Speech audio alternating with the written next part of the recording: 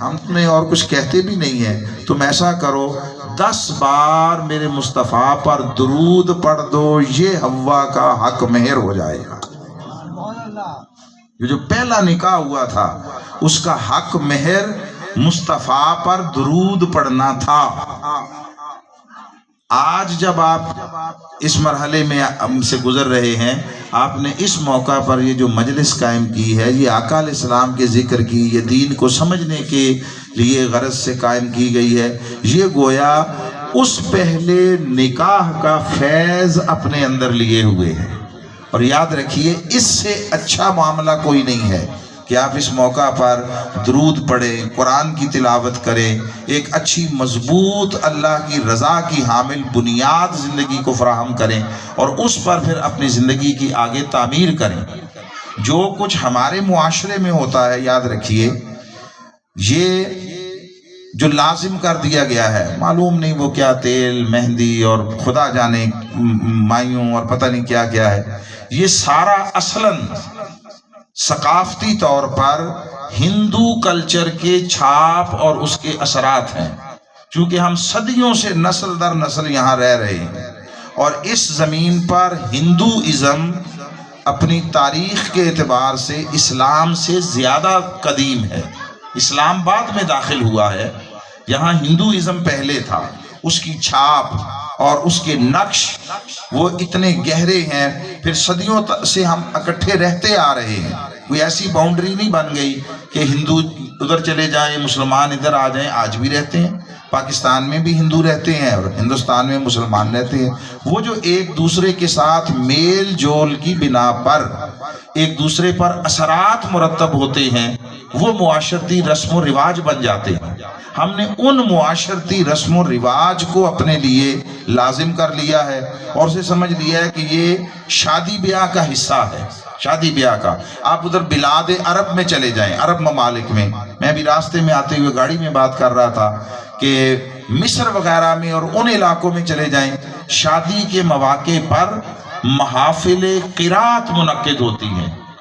قراء کو بلایا جاتا ہے، حفاظ کو بلایا جاتا ہے، اور آپ حیران ہوں گے پوری رات بیٹھ کر قرآن کی تلاوت کی جاتی ہے اور لوگ سنتے اور ایسے ذوق سے سنتے ہیں کہ ہمیں یہاں اپنی ساری زندگی کبھی پاکستان میں ایسی باذوق مجالس اور ماحول نہیں ملا۔ وہ جب کوئی قرآن کی تلاوت بڑے عمدہ انداز میں کرتا ہے، اچھا عمدہ انداز میں کرنے کا یہ مطلب بھی نہیں ہے کہ وہ بہت اونچا